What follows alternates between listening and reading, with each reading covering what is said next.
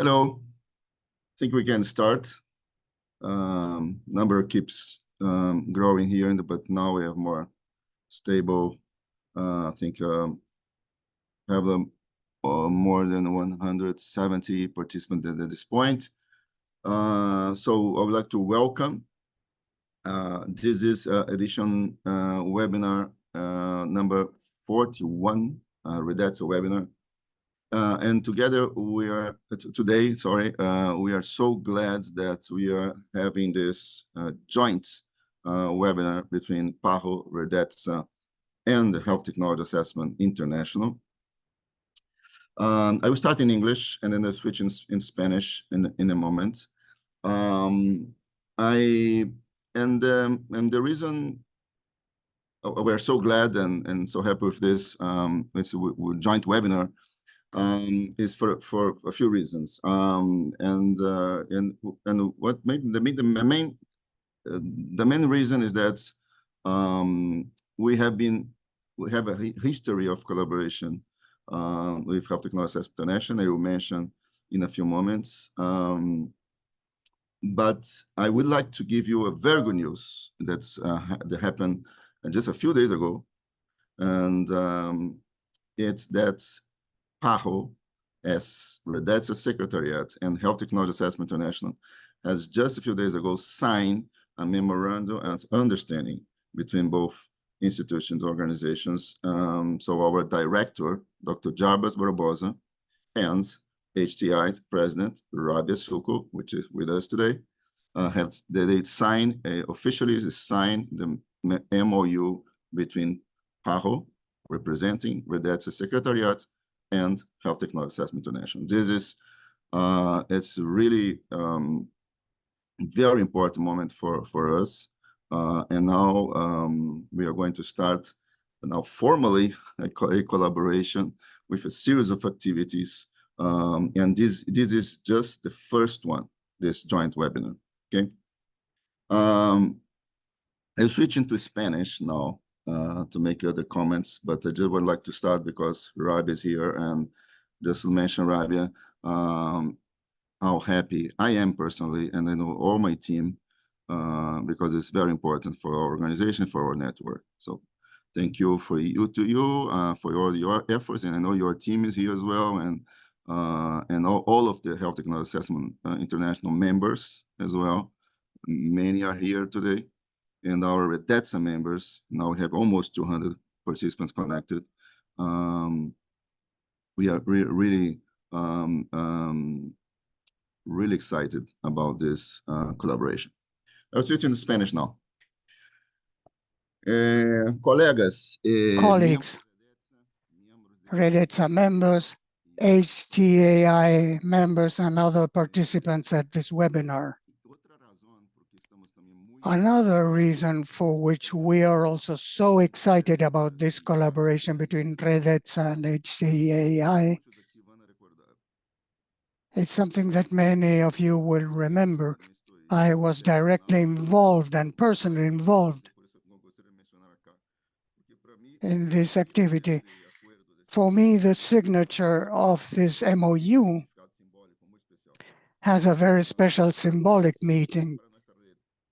The creation for our network, the creation of RedETSA took place in my native city, Rio de Janeiro, where I also grew up, obviously in Brazil.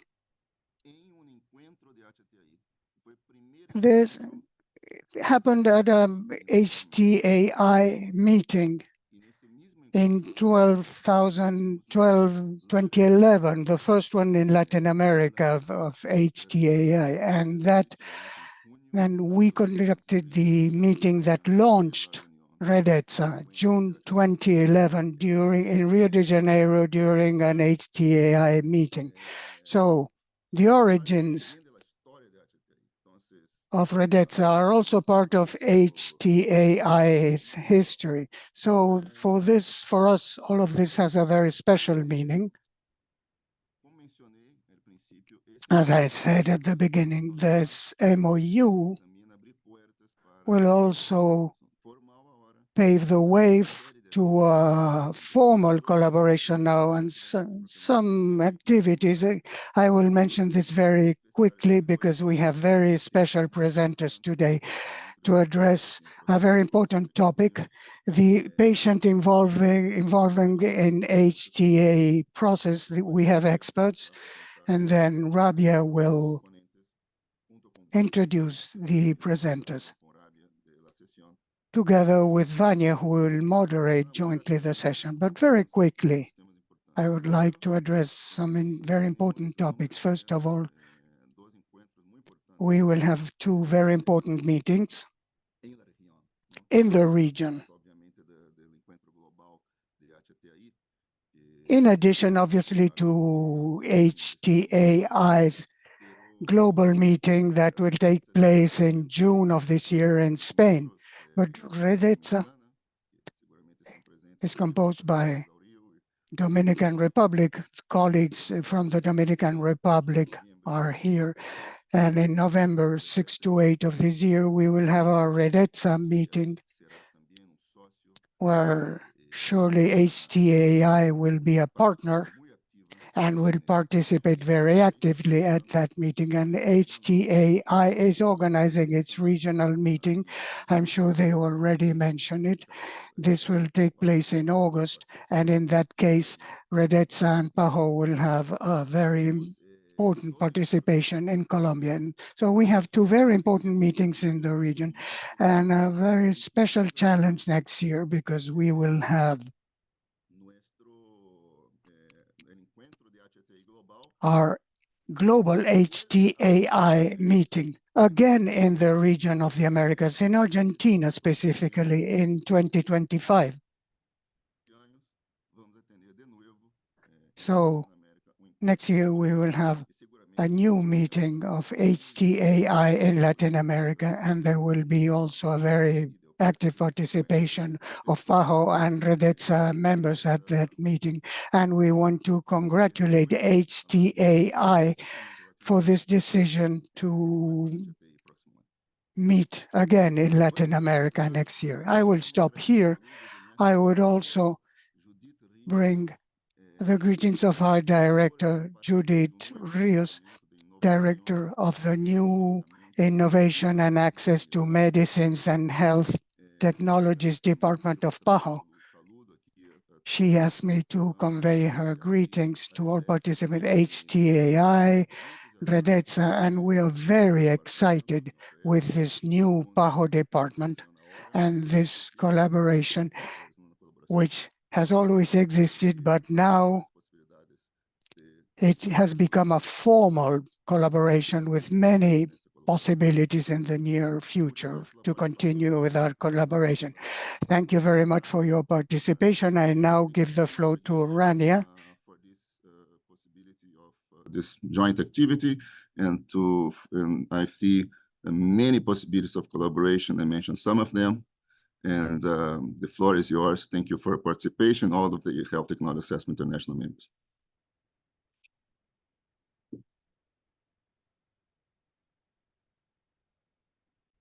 Thank you, Alexander. Well, I share the exact excitement with you. It's indeed a very exciting moment today that we're kicking off the collaboration with this important webinar. And thank you for summarizing our long-term collaboration, which goes back to even before 2011, because there's also a background why HTAi came to Brazil at that moment. But I think today we're kicking off another era, and I will hopefully come back to some of the events at the end of the meeting. So thank you. Dear esteemed colleagues, ladies and gentlemen who are participating in this meeting today, I would like to welcome you to this important webinar on patient involvement in HTA.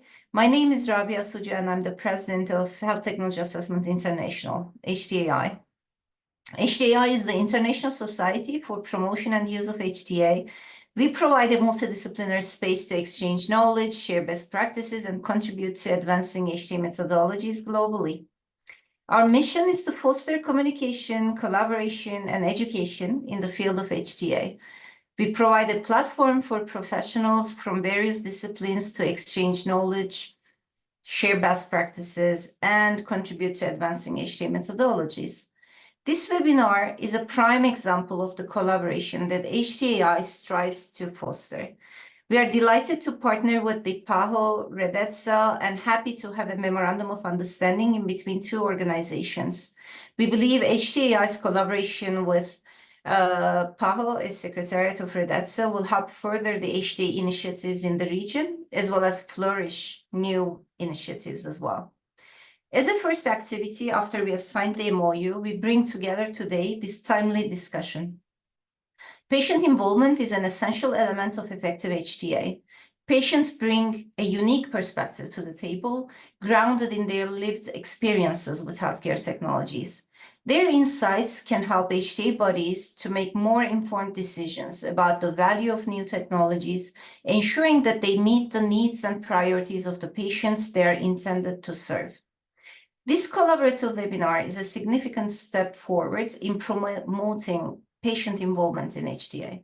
We can develop effective ways to integrate patient voices into HTA processes worldwide by sharing knowledge and best practices. I'm confident that our discussion today will be informative and productive. I encourage all of you to participate actively and share your thoughts and experiences. And thank you again to PAHO and RedETSA for partnering with HTAi on this critical initiative. So we have excellent speakers and we have a compact agenda. So without further ado, I would like to introduce our speakers. I'll start with the first speaker, Anne Single. Anne is the Vice President of Health Technology Assessment International and former chair of the HTAi Patient and Citizen Involvement Interest Group. She is also coordinator and management committee member of the Patient Voice Initiative of Australia. So Anne, I would like to give the floor to you to kick off this excellent panel. Thank you. Thank you very much, Rabia. It's a real pleasure to be here on this really special occasion. I am hoping now that you can see my slides. And so I will begin.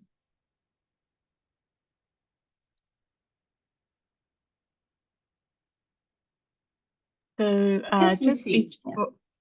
thank you. Just before I start, I'm just moving some things around my screen, excuse me. Can you please just note my declarations of interest, which include receiving personal feeds from organizations that have sponsorship from biopharma companies. So today I join you from the land of the Yagara and the Turrbal, which is more often known as Brisbane, Australia. So I begin by paying my respects to elders past, present and emerging, and I extend those to any First Nations people joining us online today. One of my roles in HTAi is that I'm the outgoing chair of its patient and citizen involvement in HTA interest group that's now chaired by Aline Silva and Fiona Pearce. In a way, this interest group is a bit of a snapshot of the international experience of patient involvement in HTA. We have 300 members from all different backgrounds in 43 countries, and they volunteer to share good practice and promote robust methodologies so that patients and their communities can improve health technology assessment. In the nearly 20 years since we were formed, interest and knowledge in this area has really only grown. We have tools and resources to support involvement. I've put a QR code on the screen there if you want to access those tools and resources. But we love to adapt and learn with others rather than impose practice, because health technology assessment is always about local setting and the goals of the local people. For anyone not familiar with HTA or health technology assessment, it is just a way of using evidence and expertise to value health interventions. Anything that prevents illness is used to make a diagnosis or treat a condition or a disease is a health technology. So in many countries, it's used to inform decisions about what healthcare to fund or subsidize. And there are many reasons why patients and communities are involved in the process. Rabia touched on them. The work of Julia Abelson and OTAC has taught me that it might be to be more democratic, wanting more informed, transparent, accountable, legitimate decisions. It might be scientific. We seek more robust decision-making that incorporates social values and the lived experiences of patients. It might be instrumental, helping us to develop HTA processes so that we can better engage with patients and learn from their knowledge. Or it might be developmental, by involving community HTA bodies learn and also communities learn about HTA and how healthcare decisions are made. And it could be all of these things. WHO's book about social participation for universal health coverage highlights democratic and developmental goals.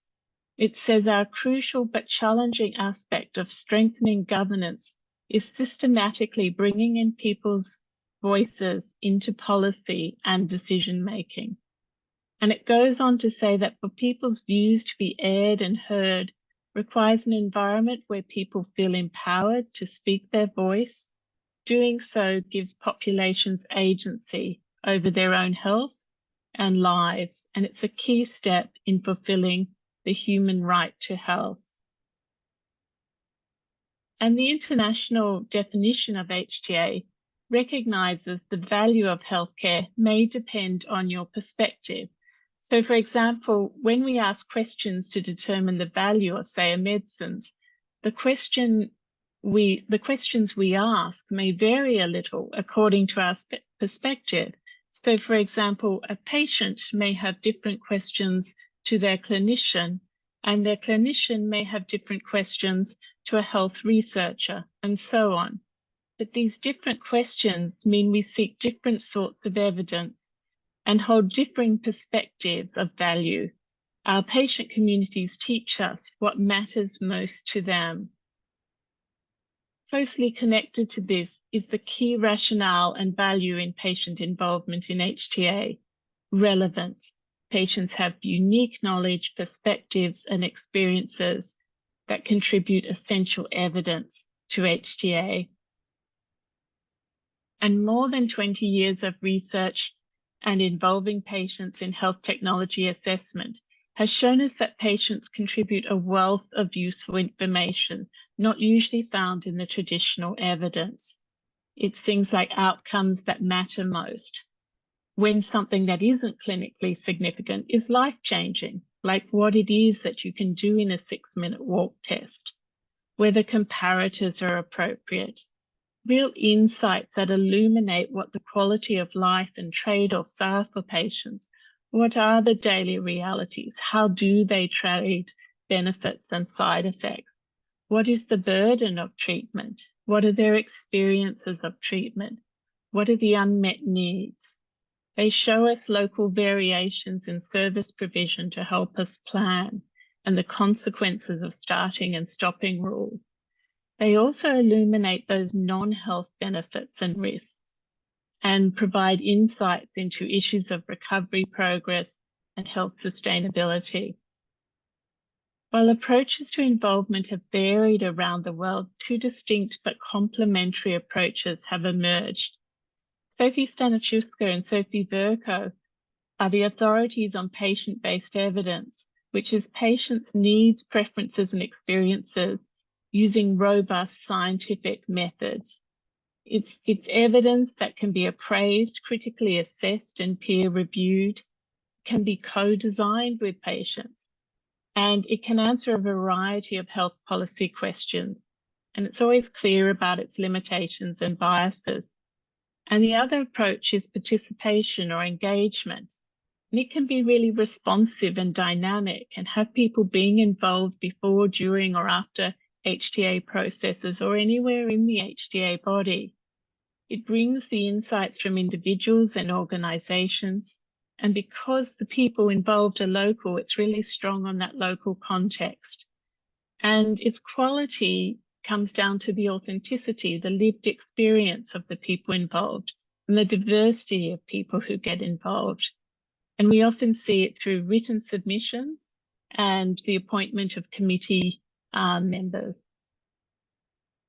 There are many ways of engaging patients in HTA, but in 2017, I found that while there was practice that allowed for dynamic two-way dialogue, overwhelmingly, we were relying on written submissions, which can be useful, but is late in a technology's life cycle to learn from patients.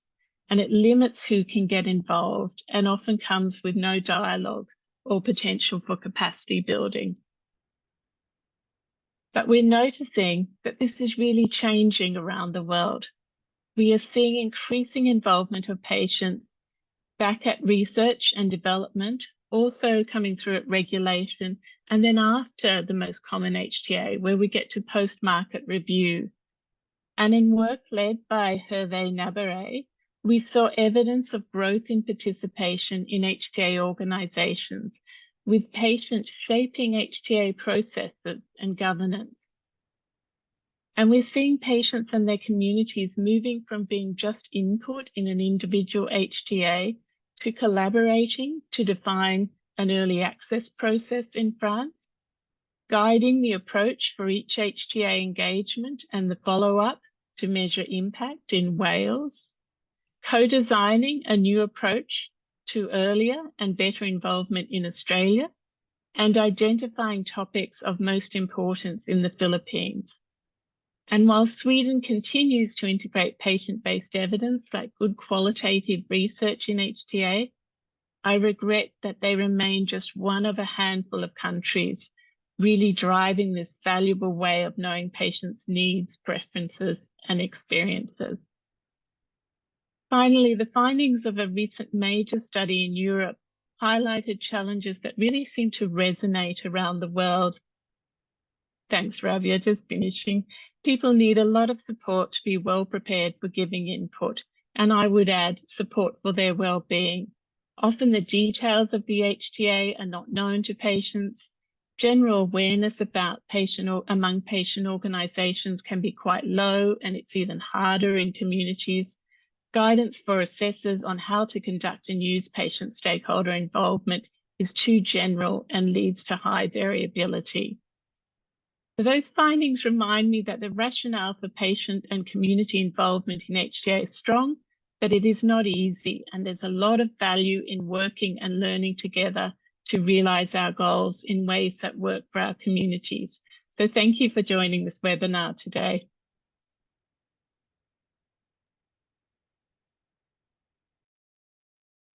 Thank you, Anne. I think you, at a very high level, set the scene for further presentations.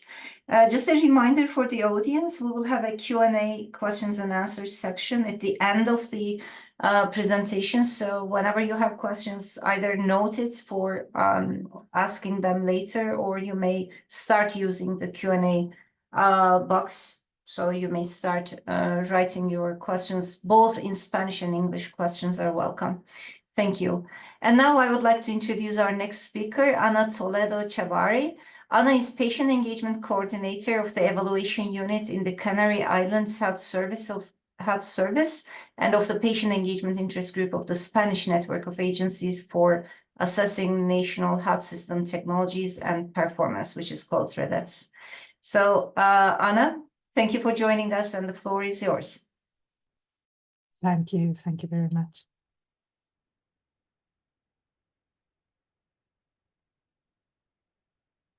Hi, so I'm, as Ravia just said, I'm an evaluator in the... Ay, perdón, si voy a hablar en español. Buenos días y buenas tardes. Good morning and good afternoon to some. I wanted to thank you for the invitation to this seminar. I'm very excited to join colleagues in Latin America. And I will be speaking about patient involvement in RedETSA. It is the Spanish Network for Evaluation of Health Technologies. I'd like to start by telling you about the network, RedETSA. It is a network of agencies. In Spain, we have a federal healthcare system. We cover different communities, and the network follows the same organizational structure. So we assess health technology units, or we are units, and we work in 8 different regions in Spain.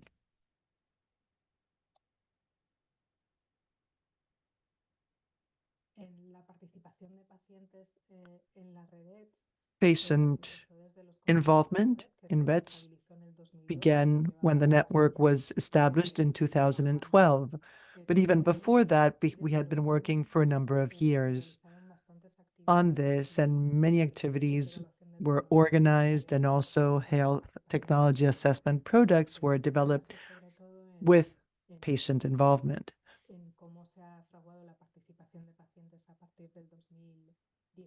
But I will be focusing on what we've done since 2017. We developed a long-term strategy approved by the Network Council, which is made up of the directors of agencies and representatives of the Ministry of Health. It is the ministry that tasks us with the evaluation of healthcare technologies. Also, I'd like to mention that we assess technologies that are not pharmacological. This encompasses many different types of technologies, surgical procedures, also technologies that are specific to diabetes and other diseases. And the Ministry of Health provides us with our assessment program for the year. The ministry approved a strategy which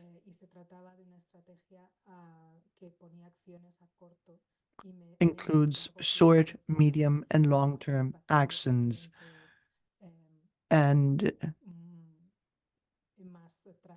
it is aimed at making patient involvement an across-the-board variable. One of the reasons for our success and impact is that we did a lot of work training our internal technicians, our experts, raising awareness and explaining how to involve patients in health technology assessments, and also by offering training for the patient interest group, which Rabia mentioned. This is a group that includes representatives, technical representatives of all of the agencies. We can share questions, issues, problems. We also have training sessions several times a year. In addition to that, we provide information to technical staff. At the agency level, we share information about qualitative research or other systematic exercises. We also offer patient training. We have developed training material for patients and have also developed a course that may be offered in person or online. And we've made this available to a number of agencies. We believe that the strategy we've implemented in recent years has been impactful in terms of the quantity and quality of involvement. I've been asked to focus on how we work with evidence-based information from patients. This is scientific information related to the experiences of patients or topics that may be of interest, of special interest to patients. At RedETSA, we use a methodology for patient involvement. which has been formalized. We have an algorithm which we use with different patient associations. They have direct access.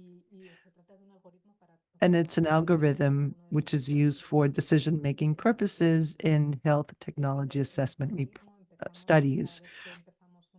Whenever we start an assessment study, we invite patients to participate in the group that is developing the assessment. They are involved in the first part, which is designing the scope of the evaluation. When defining the scope, we ask them if the technology affects or has affected their experience in terms of values or preferences, and we work with the patients and the technical team to determine this. And if the answer is yes, we go to the next step, which is including evidence-based information from the patient. Either we do this through systematic reviews, they may be qualitative reviews if we have information, and we also look at the literature.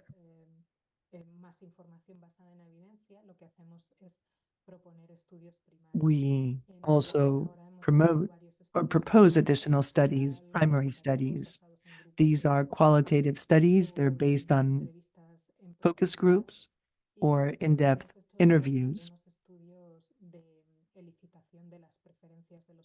We have also done studies where we ask patients about their preferences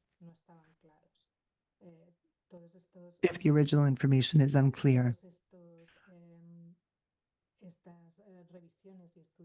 So all of these primary reviews and studies, we think, have had a significant impact on patients.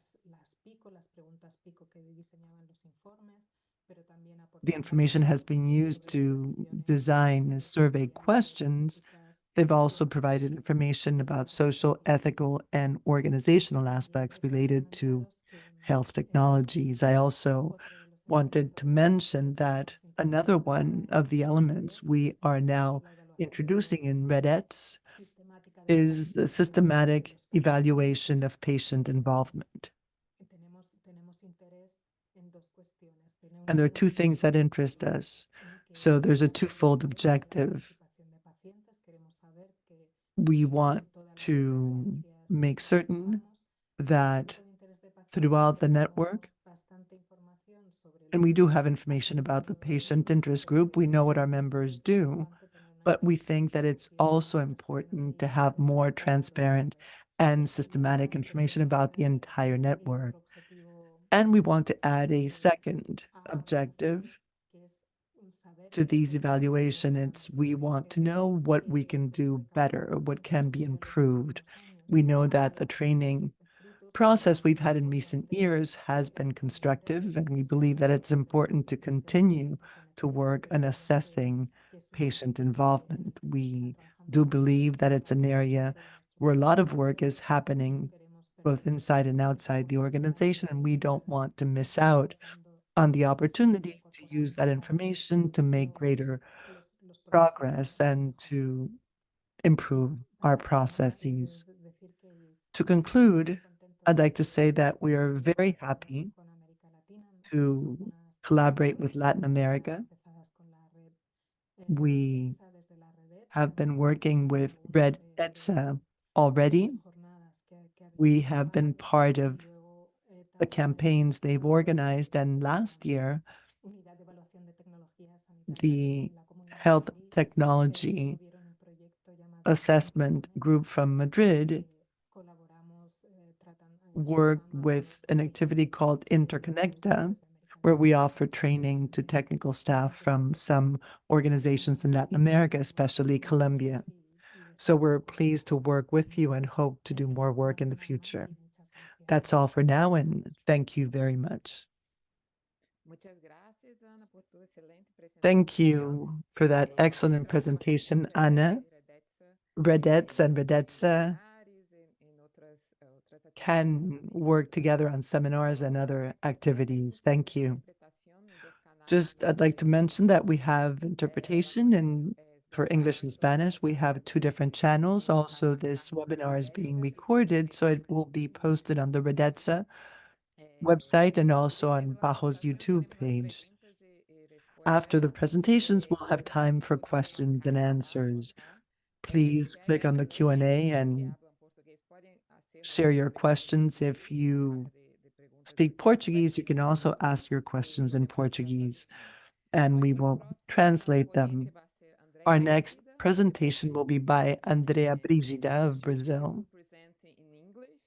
She's the coordinator of the Department of Management and Incorporation of Health Technology, the HTAs, at the Brazilian Ministry of Health. And the department coordinates the activity of National Committee for Health Incorporation Technology in the Public Health System, CONITEC. She is the main responsible for patient involvement initiatives at CONITEC, where she implemented several actions such as participation of patients at CONITEC's meeting, qualitative analysis and public consultation, the qualitative evidence synthesis. So, Andrea, it's a pleasure to have you here with us, and the floor is yours. Okay, Vania, thank you. Good morning, everybody. My name is Andrea, and I work for Brazilian Ministry of Health. I'm grateful for the opportunity to present Brazilians' experience in this webinar, so I will share the presentation.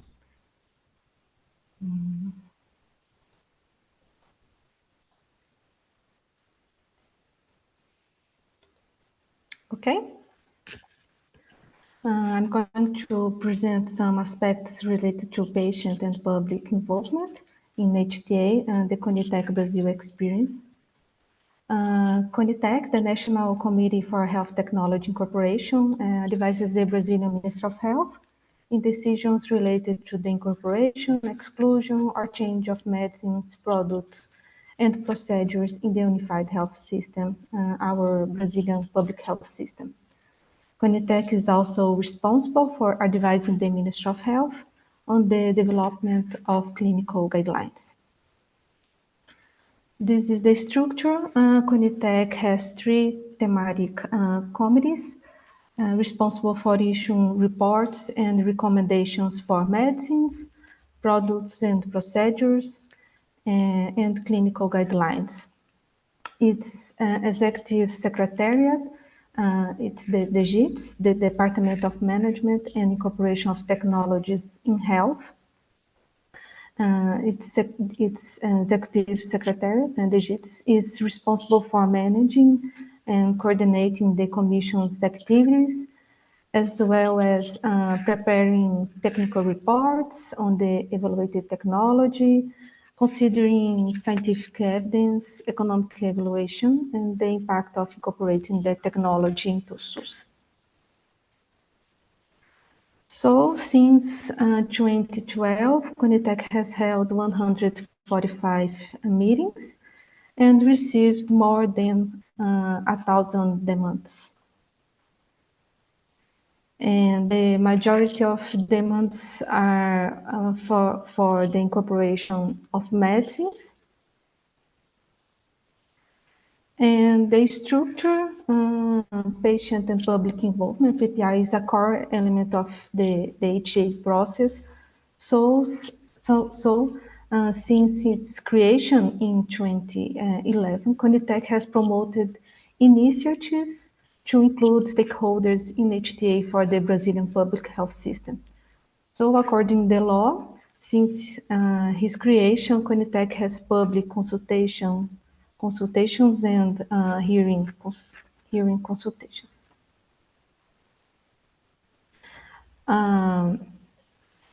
PPI, this is the CONITEC's flow of demands.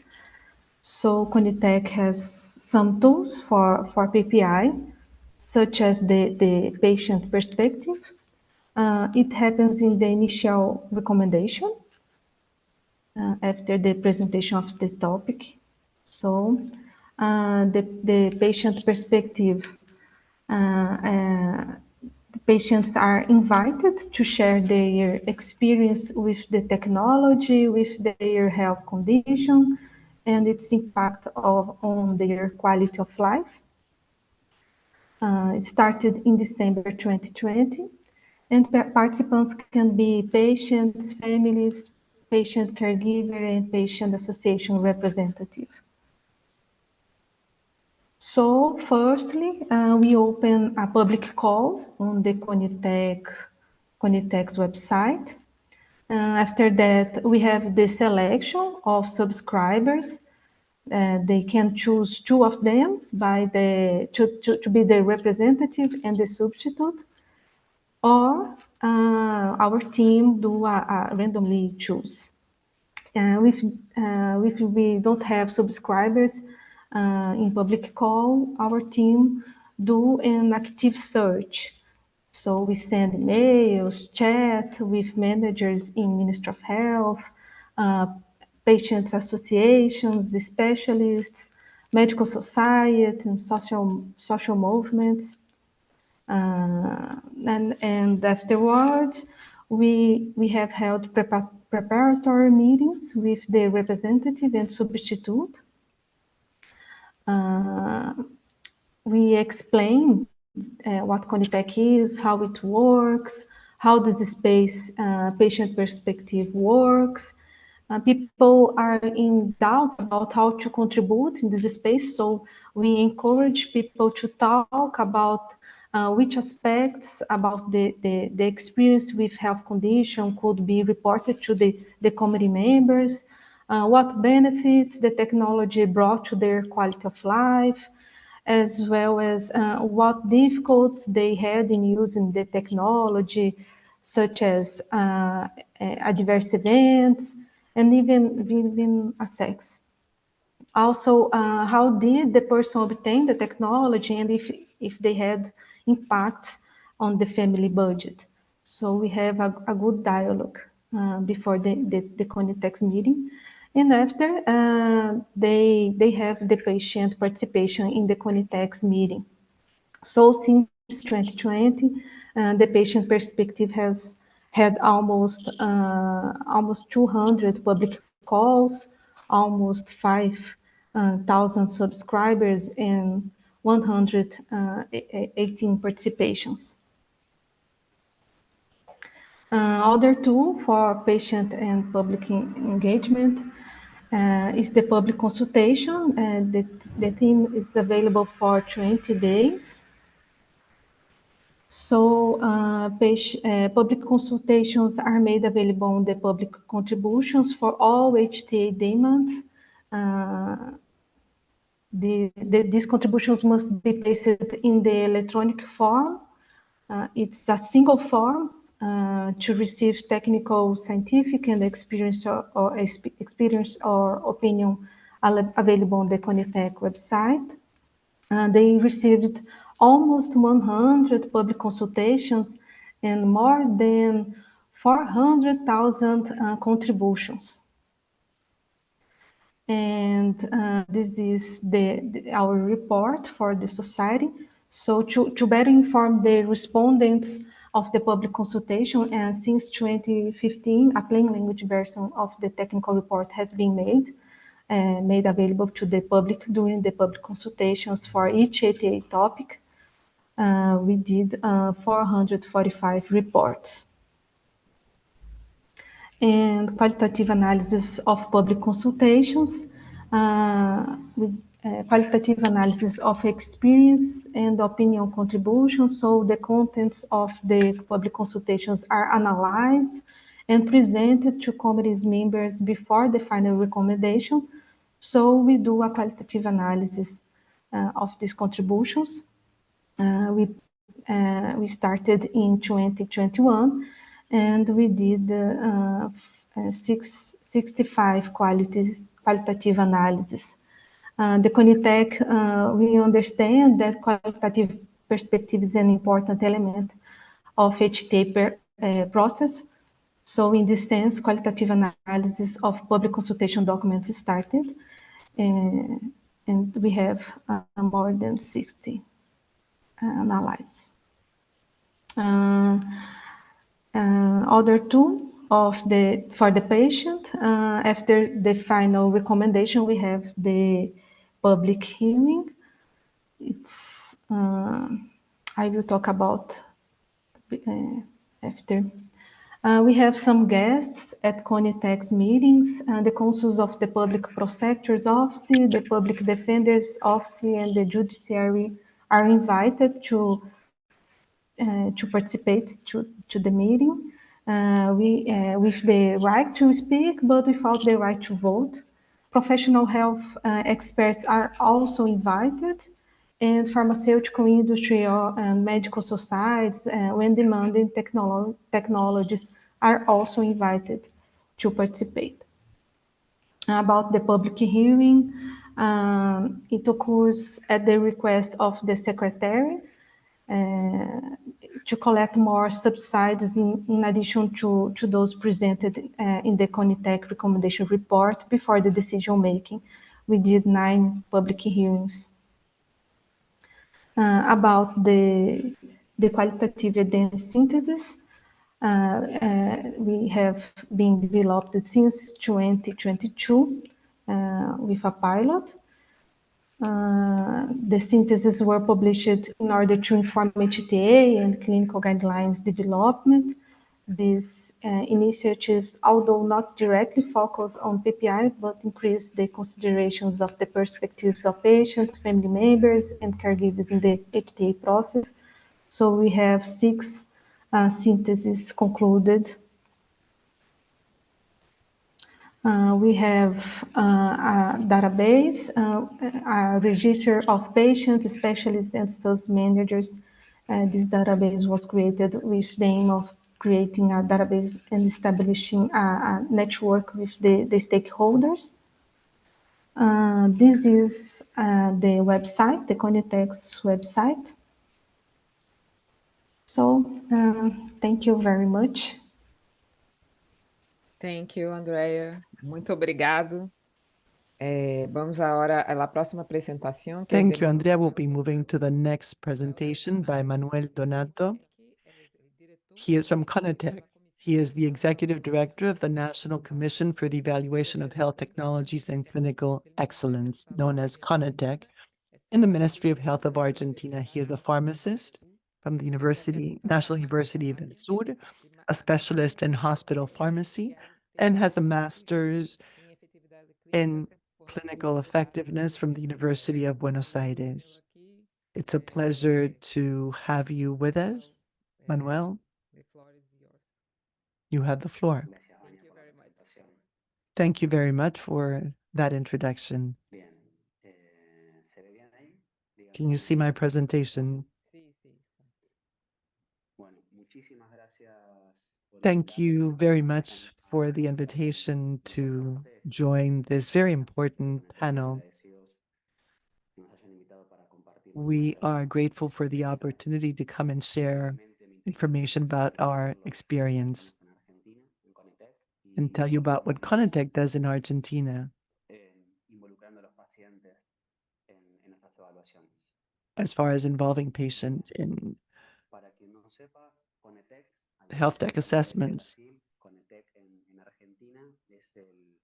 CONITEC, like we just heard about CONITEC in Brazil, is the official agency responsible for health technology assessment. It was established in 2018, and it's been working reviewing our technical production. We have about 90 published assessments and used in clinical practice.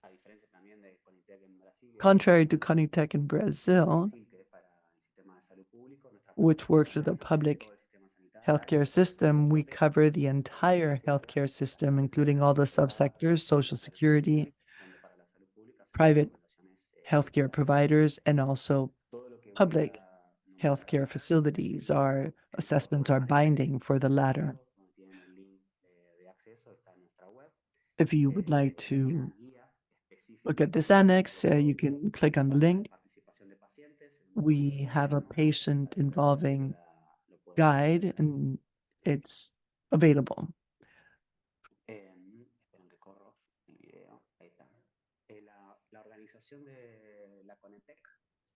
Conitex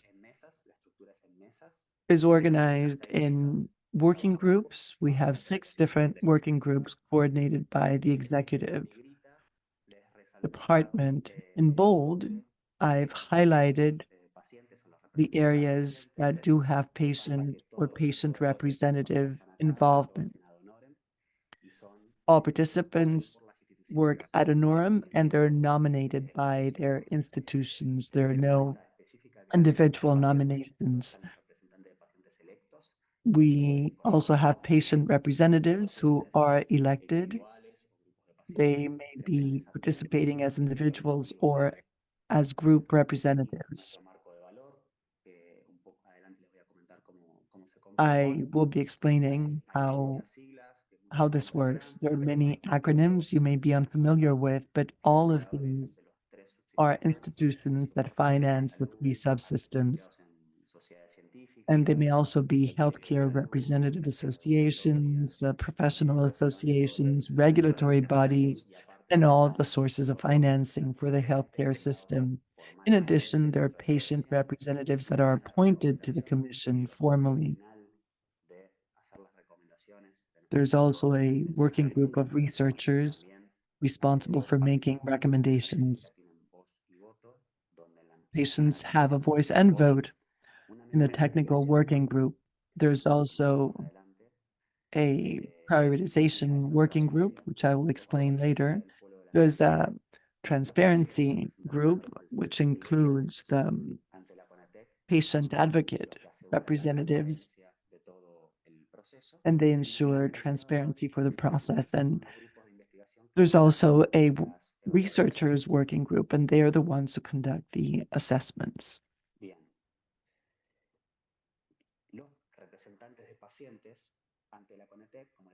Patient representatives in CONITEC are nominated, as I said, and they're elected by vote by the organizations. In the orange circle, you can see that we have 4 different patient representative groups, and they correspond to different disease groups: oncology, non-communicable chronic diseases, rare diseases, and communicable diseases. These are 4 individuals, and they are the connection between society and CONITEC.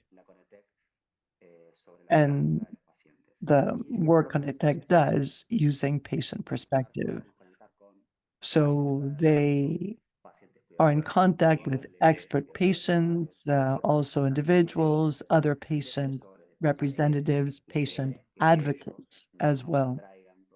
And the idea is for them to gather information on our behalf. We prepare forms that they can use so that they can collect the information more effectively. All of that information is used in our assessments and is discussed by the various working groups, the technical working group and the recommendations working group. We have a general consultation, which is a process which enables patients to continue to provide information about their perspective. We approach this as a cycle, and the patients or their representatives participate at all steps in the process, from the definition of the scope of the research up to the recommendation.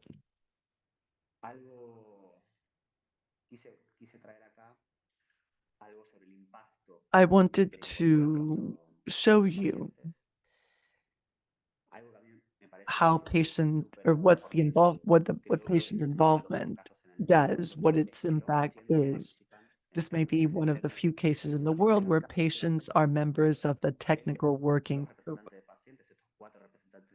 4 patient representatives have both voice and vote when defining our value framework, which has 5 different areas: evidence, benefit, economic impact, impact on equity, and impact on public health.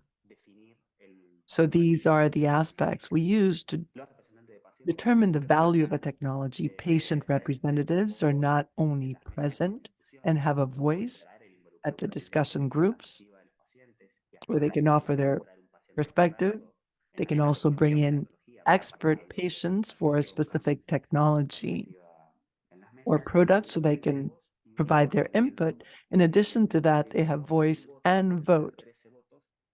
1 vote out of 13 votes when it comes to defining this value framework. In addition to that, during the public consultation that takes place at the beginning of an assessment, we involve patients in defining the research question.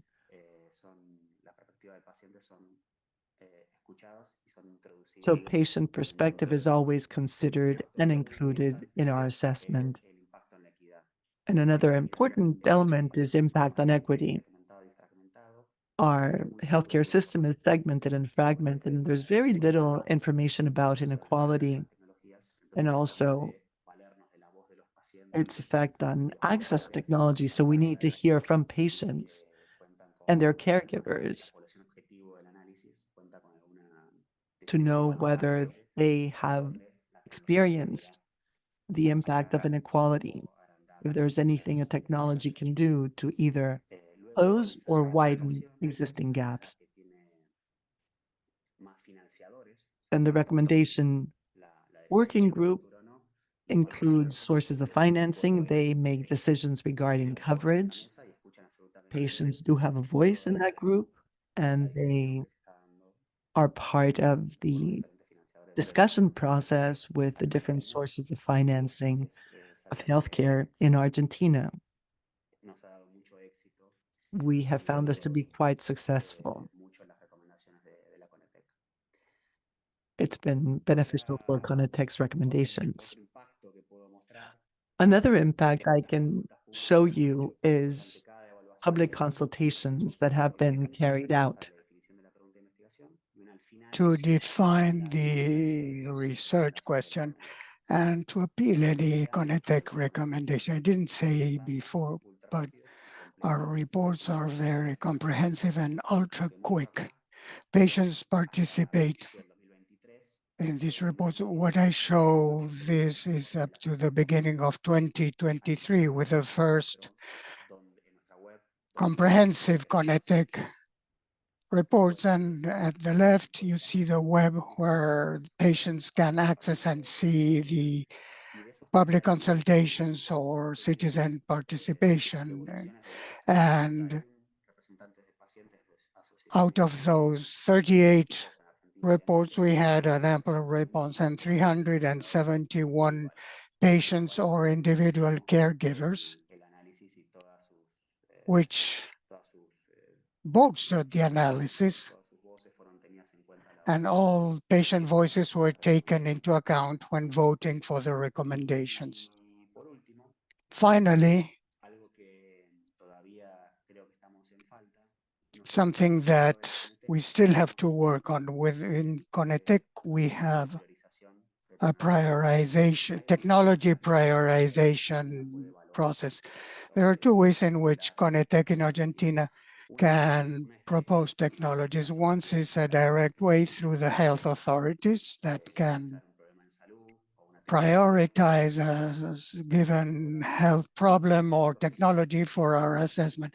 And the other is an explicit prioritization where we conduct a public consultation to the whole of society, and anybody can authorize that. Financiers, patients, pharmacy representatives, technology producers, and even the health ministry in certain areas can propose any technologies.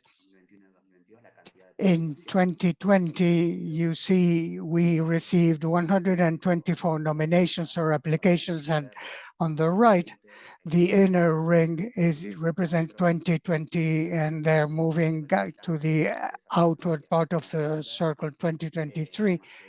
As you can see, the most of applicants in the first few years are technology producers.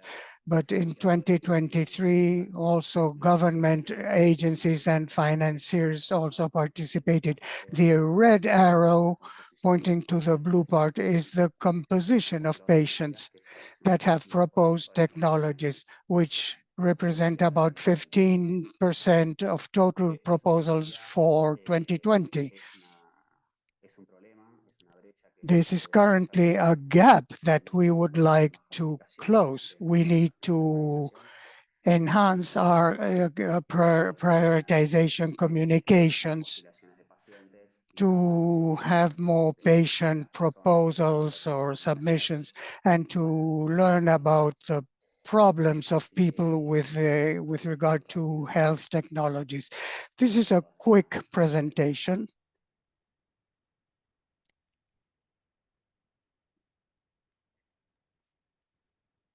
Thank you, Manuel.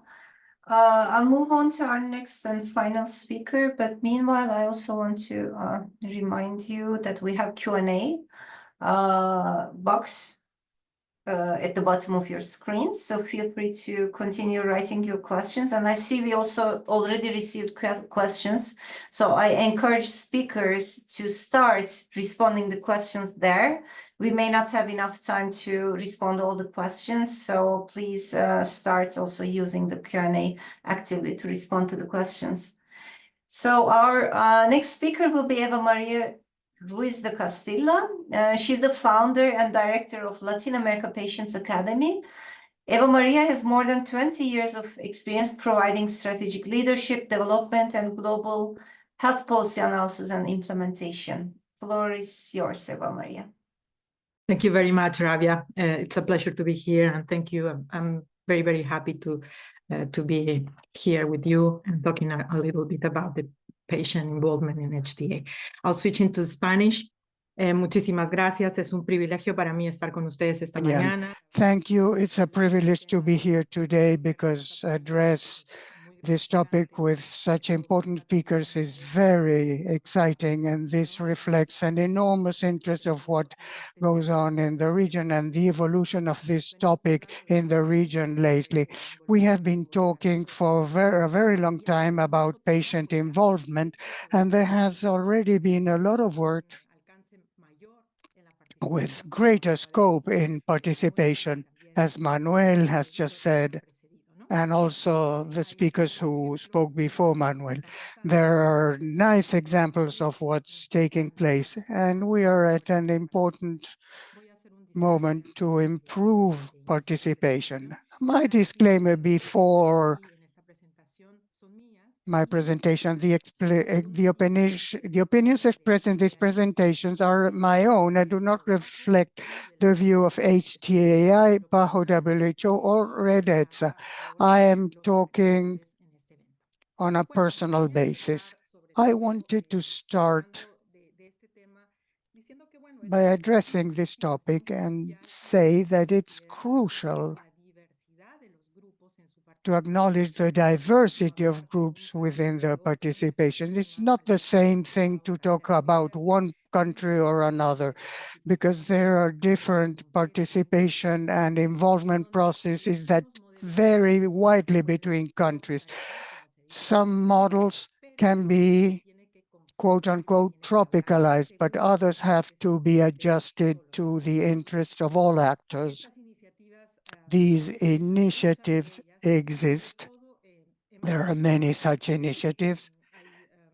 Especially, we have seen that there are different viewpoints that have to do with questions related to access to technologies and the use of technologies, to have the affordability and availability of such a technology when such technology is approved, because a technology is assessed and may be or may not be approved. So we need to pay great attention to this participation process.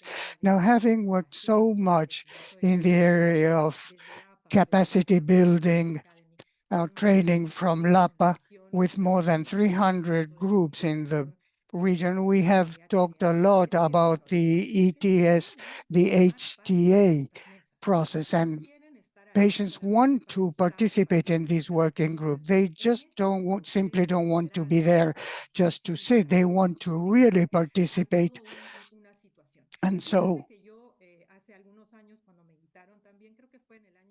I think in 2022, in a similar seminar, I made a presentation with this same area. Now there has been progress, many more countries that have the green box showing good participation in some countries, whereas there are other countries where there are opportunities and room for further improvement. So there has been a great progress in Brazil, Colombia, and Argentina, where we have seen clearly, and we have heard Colombia and Brazil in the examples, saying that there are already institutionalized processes with participation and collaboration spaces, and there is a provision of inputs in public consultations, and patients are being involved, and especially patients make efforts to have a working space and a response space within these patients groups. This is very important because I would like to say that a few years ago, these boxes were almost all red. Now we see some boxes in green and others showing the opportunity to improve, which reflects an evolution and a clear interest from decision makers and governments of including patient voices and to include patients who are experts in these processes. Another important thing is that we need to build capacities for the patient involvement. We not only have to make sure that patients are at the table, but also that they have some important messages to provide that they can improve and contribute to the process.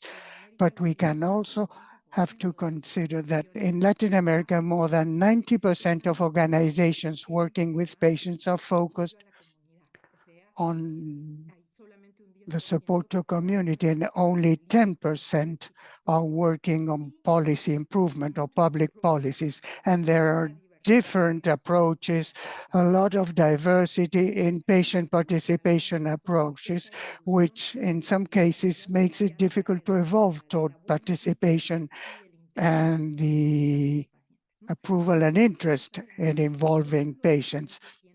We have to ensure when a patient has something to say, why and where in the process. This is very important. I always want to take a look at this and to align expectations of both sides, both of the groups, because they need to know what they will do in those spaces. And also, on the other hand, the participation spaces to have clear rules so that thanks to transparency, we are all aware of what we are going to do, how and when. This is very important to express in participation. We don't have a deep culture of effectively involving patients, and that is where alignment is important. And we have to take a look at the opportunities we have. In Latin America, there are many challenges, but there are also opportunities.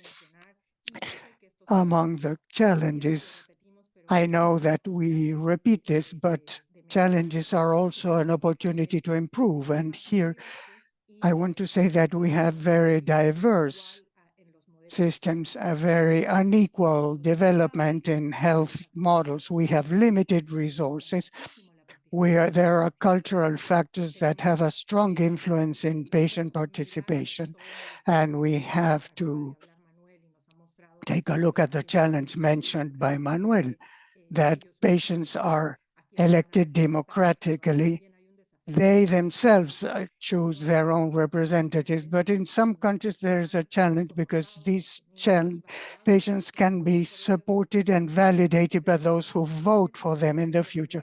And here it's also important to assess their participation and the feedback the patients receive from their representative. Finally, take a look as a challenge understanding technical information and the technical spaces where we are developing that participation.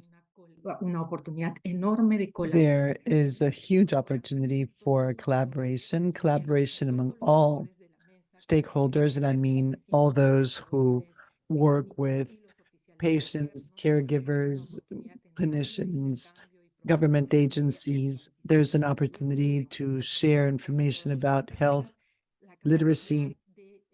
Also, it's also possible to build new models for public involvement, as it is known, and to improve processes. So the idea is to attach a differentiated value to the process that includes all stakeholders. And now I'd like to offer some final thoughts. We are aware that we need to improve these spaces. We need to involve patients because it is important. We also need to share our experience, and we need to react to the work agencies do. We need to be more present in the public involvement sphere, and we need to give the patients a seat at the table, but in a way that is effective. So that's why I think it is important to look at how we assess this participation, the mechanisms we use, so we can ascertain how much the patients are contributing to this process. And lastly, this is my last slide, and it looks at potential for PPI future growth. The region is at a very important juncture. We are setting the rules of the game, so to speak. We believe there's willingness and interest in ensuring that expert patients do have a seat at the table, but we need formal processes for that. We need to have good guides. We have worked with INDAPA in Colombia to formalize a training guide for participation. There's been some very interesting experiences. We've seen how Colombia has started to train patients so they can truly play an effective role and have a good understanding of the process and the role they play in it. It's important to have good education and understanding of the PPI process. This is important so we can recognize the experience and expertise of those who participate in the process. And then we need to make sure that there are positive review experiences and that this engagement process is going to be strengthened, that relationships and respect will be strengthened as well. This helps build trust. So the idea is to arrive at solutions where the patient's voice is heard and which also provide for good results in the approvals and assessment processes. So it's important to consider that this is not easy to achieve. It's not a very simple process. There has to be an evolution. And I'm very pleased to see that there are people, and this requires people, but the people and the governments are much more interested and willing than in the past to acknowledge the value of the involvement of those who have firsthand information about the patient's experience. So we need to acknowledge this, humanize these spaces, and also make them more professional so that we can enhance quality and also have better interactions that will lead to a successful validation of health technologies. Thank you very much. It's been a pleasure to be here with you. Thank you so much for the invitation. Thank you very much, Eva. We have many, many questions. Some have already been answered by the speakers, so thank you for that. So again, we have a few questions. We have very little time left. I think we have 5 minutes. We have a general question from Carmen Gonzalez. How can we help to incentivize patient-led research? And how can we address the biases when it comes to healthcare systems and patient information? I don't think the question is addressed to any specific presenter. Anybody who would like to answer, please jump in. Maybe Anna? As to how we can help to promote patient-led research, incentivize it, I would say that health technology assessment has to include patient-led research. I think that in itself is an incentive for that research to be done. In Europe, for example, we are seeing how patient-led research is being taken into account in European health technology assessment exercises. So we need to encourage patient associations to promote more research that can, in the long run, be taken into account as part of these assessments. There are other questions here. For example, it says we have many gaps when it comes to resources and also sustainability of technology so they can be effective. What can be done by patient associations when many of these elements are dependent on government funding?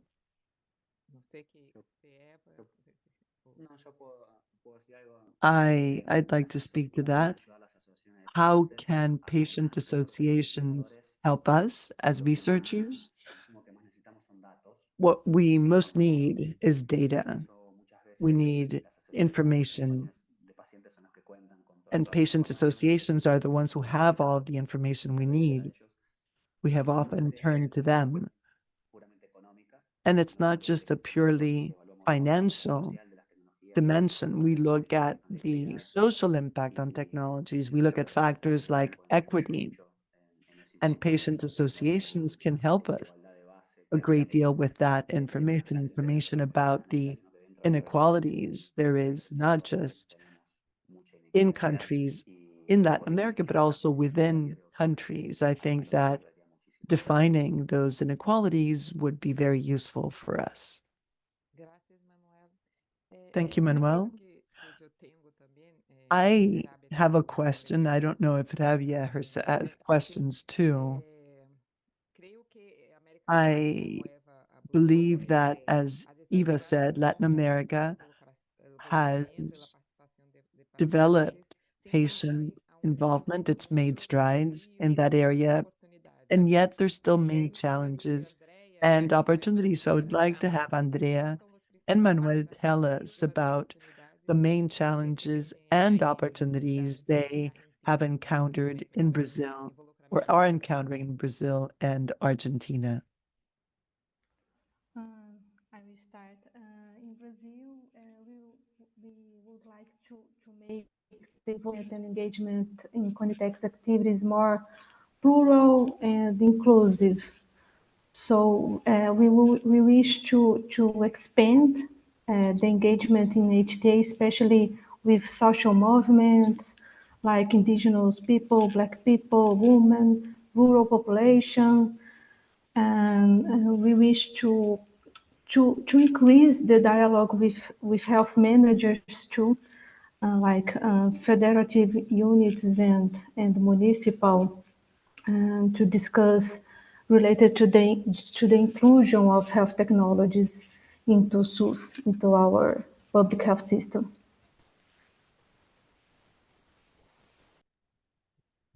En Argentina, no todos los In pacientes. Argentina, not all patients know what Conitec is, and even if they do, they don't really know what we do.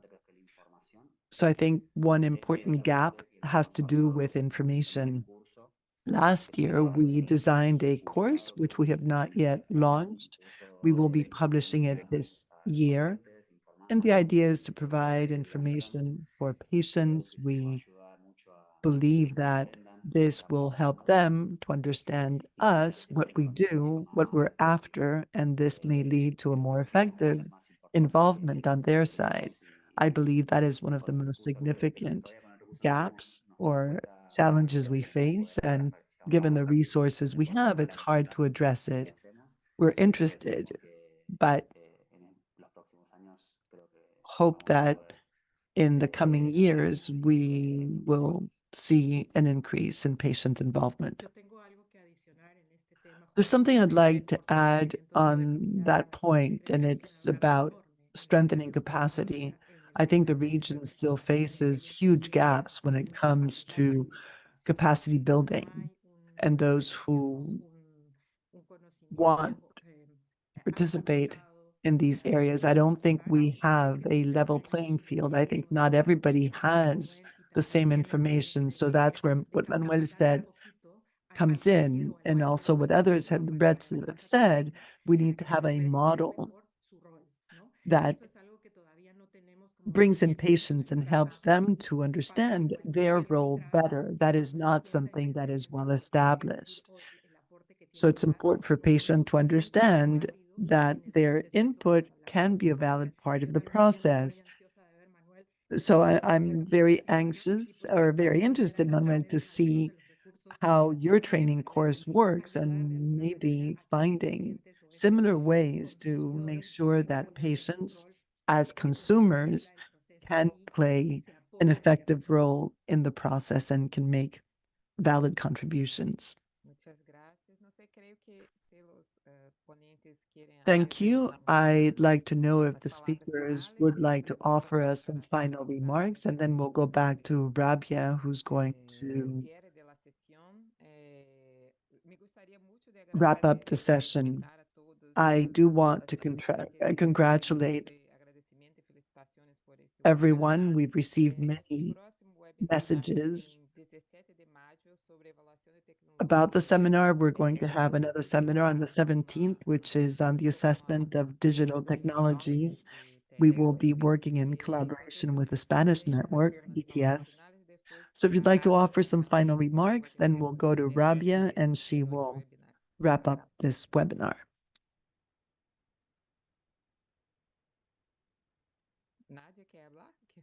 Nobody wants to speak? If not, let's go to Rabia. Oh, wait, just one thing. Today, we had 269 attendees join us. So there's a lot of interest in this topic in the region. And that is important for us because we do want to improve our work in the region. We've had more than 260 people join us today on a Friday. Yeah, exactly, Vanya. As you mentioned, it's great attendance. I'm very happy to see the level of interest in the region. And I would like to thank all the speakers for wonderful presentations and the audience for their careful attendance and questions on the chat. I believe we all benefited from the shared experiences. I personally surely did. And as we mentioned in the beginning, we have now this memorandum of understanding between HTAi and PAHO, RedETSA, and we'll be organizing similar events for the esteemed members of these networks. Taking this opportunity and repeating what Alexander said, 2024 and 2025, there will be many important meetings in this region in Latin America. One of them is the meeting in Cartagena, Colombia in August. My colleagues will share the information about this meeting in the chat. So in August, we'll be in Cartagena for a regional meeting. And in 2025, we'll come back to Latin America for HTAi annual meeting. As we know from Brazil example, the annual meeting in Brazil in 2011, it had huge impact on the Latin America because we bring international experiences to the region, but there's a huge opportunity for regional participants to attend and learn from each other, as well as share what worked and what didn't work. So that's always useful for everyone attending. We hope to see you in those two events upcoming, and definitely very soon. We'll be in June in Spain, Sevilla, Spain, for this year's annual meeting. I hope to see some of you who are joining that meeting as well. So thank you so much. It was a pleasure to be here, and I wish all of you a fruitful rest of the month until we meet with each other again. Thank you. Bye. Thank you. Gracias. Thank you. Muchas gracias. Ciao. Muchas gracias a todos. Thank you. Bye. Thank you. Bye bye. Bye. Adiós, gracias.